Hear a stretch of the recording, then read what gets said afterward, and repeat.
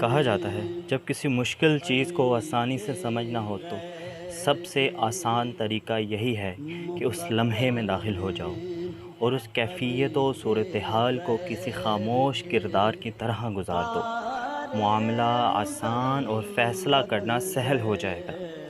اگر کربلا کا واقعہ آج رونما ہوتا، اگر امام علی مقام علیہ السلام اور گھرانہ رسول صلی اللہ علیہ وآلہ وسلم کے چھوٹے چھوٹے بچوں کے گلے آج کاٹے جاتے، اگر شہزادیوں کے خیمے آج جلائے جاتے، اگر نبی کریم صلی اللہ علیہ وآلہ وسلم کی بیٹیوں کو آج زنجیروں میں جکڑ کر شام کے لیے ننگے سر اور برہنہ پیروں چلایا جاتا تو میں کہاں ہوتا؟ اگر کربلا کے دور میں بھی آج کا میڈیا ہوتا تو ٹی وی پر خبر کیا نشر ہوتی؟ خود سے پوچھیں، اگر آج خانوادہ رسول صلی اللہ علیہ وآلہ وسلم پر کربلا کے مقام پر ظلم کے پہاڑ توڑے جاتے تو صحافی کیا لکھتے؟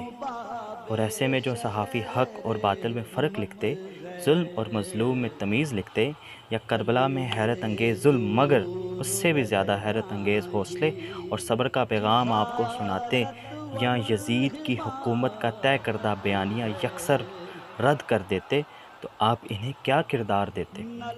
یزید کے وظیفہ خور لوگ انہیں کیا پکارتے؟ کیا آپ کو نہیں لگتا کہ خاندانِ رسول کے بارے میں کیا کیا فضولیات کہی گئی ہوں گی؟ انہیں ایک اسلامی ریاست کا غدار تک قرار دینے کی کوشش کی گئی ہوگی۔ اسلام جس گھر سے آیا اس گھر ہی کو کیا کیا پکارا گیا ہوگا۔ کتنے ملا اور دانشور ہوں گے جو مال کی لالچ پہ خانوادہ رسول صلی اللہ علیہ وآلہ وسلم پر جھوٹ بول رہے ہوں گے۔ کتنی جگہوں پر ریاست کے باغی کے نعرے لگائے گئے ہوں گے اور اس ظلم عظیم کو جائز قرار دینے کی کوشش کی گئی ہوگی۔ کیا آپ جانتے ہیں کربلا کے واقعے کا احوال اس واقعے کے کتنے عرصے بعد لکھا گیا ہوگا؟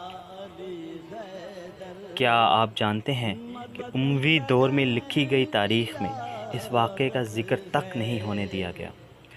تب نہ کوئی چھاپا خانے تھے، نہ ہی کوئی سوشل میڈیا پر کربلا کے مقام پر ہو رہے ظلم کی کوئی تصویر شیئر کر دیتا، کوئی ان جلتے ہوئے خیموں کی ویڈیو بنا لیتا، کوئی ان خیموں میں پیاس سے تڑپتے ہوئے بچوں کے بارے میں مذمتی پوسٹ ہی کر دیتا۔ مگر پھر سوچتا ہوں کہ اس سے زیادہ ظلم تو تب ہوتا جب ایسی کسی مذمتی پوسٹ کے نیچے ہم ہی میں سے اس ظلم کو جواز دینے کے لیے کوئی جملہ کس دیتا۔